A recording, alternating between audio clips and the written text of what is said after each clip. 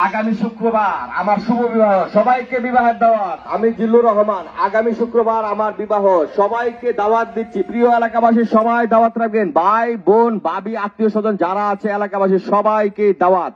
তবে একটি কথা আমি বলে দিতে চাই, আমার দাওয়াতে কেউ থালা বাসন প্লেট ইত্যাদি ইত্যাদি জিনিস আনবেন না। এগুলো অযথাই সময় নষ্ট এবং টাকা নষ্ট। আমি চাই না কেউ থালা বাসন নিয়ে এসে আমার বিয়ের দাওয়াত খান। আরেকটি কথা বলে দিতে চাই, কেউ 100, 200, 500 টাকা দিয়ে অযথায় মান সম্মানের হানি ঘটাবেন না। সবাই কমপক্ষে 1000 টাকা আমার বিয়ের অনুষ্ঠানে দাওয়াতে নাম লেখাবেন। আরেকটি কথা বলতে চাই, একজনের বেশি কেউ কিন্তু আসা যাবে না। 2 জন 3 জন 4 জন 5 জন এসে অযথায় মান সম্মানের হানি ঘটাবেন না। প্রিয় এলাকাবাসী, আমি জিল্লুর রহমান, সবাইকে বিয়ের দাওয়াত। আগামী শুক্রবার আমার বিবাহ, সবাইকে বিয়ের দাওয়াত। বিয়ের দাওয়াত রাখুন ভাই। বিয়ার দাওয়াত এটা আবার কিরম বিয়ার দাওয়াত? আমনে মানুষে বিয়ার দাওয়াত দে কাট দে, মাইক মেরে দিতাছুই। মাইক মেরে দিতাছি ভাই, এর একটা ঘটনা আছে। কাট সাবাইলে অযথাই টাকা খরচ, পয়সা খরচ না। এরপর আবার কইছেন 2 জন 3 জন লয়ে যেত না। আমার যে একটা ছোট মেয়ে আছে এটা কেরকম থই না মেয়ে আনন্দ যেত না। কেলে আনন্দ যেত না যে আমি দাওয়াত দিতেছি, মনে করেন একজন লোকের যদি দাওয়াতটা খাওয়াই তাহলে আমার একজনের খাবারের খরচ হইতেছে। এখন আমনে দেওয়া যাইতেছে 5 জন যদি আবরণ, তাহলে 5 জন তো আমার খাওয়া লাগতো না। 5 জন খাওয়াইলে বোন, আমার তো একটা গাড় ধরে বাইর করে দেন যাবো।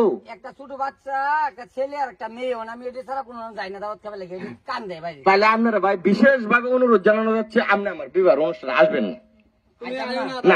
যারা 5 জন আবার চিন্তা ভাবনা আছে, 2 জন আবার চিন্তা ভাবনা আছে, 3 জন আবার চিন্তা ভাবনা আছে, তাদেরকে আমি পাও ধরে অনুরোধ করতেছি, প্লিজ যারা 2-3 জন আসার চিন্তা ভাবনা আছে এরকম লোক দাওয়াত বর্জন করেন। কারণ তাদেরকে আমি অযথা খাওয়াইতে পারবো না এবং মান সম্মানের হানি ঘটাইতে পারবো না।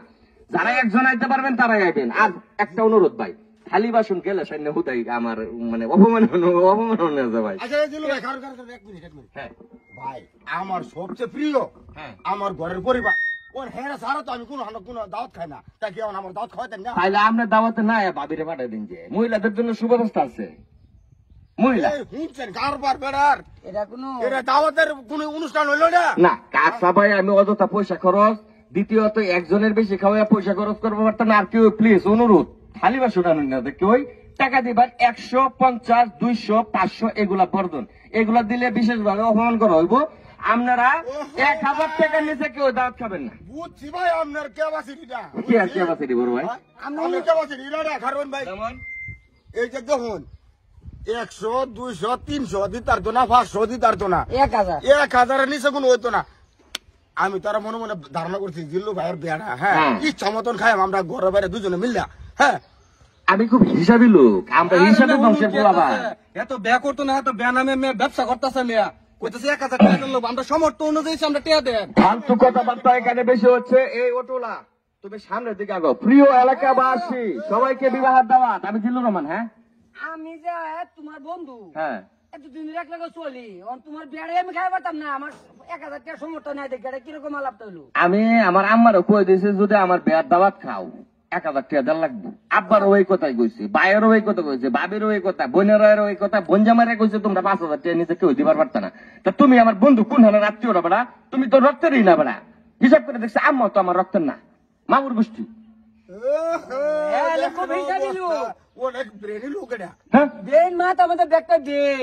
আচ্ছা ভাই সময় নষ্ট করুন, আমার পুরো এলাকা গুলো লাগবে।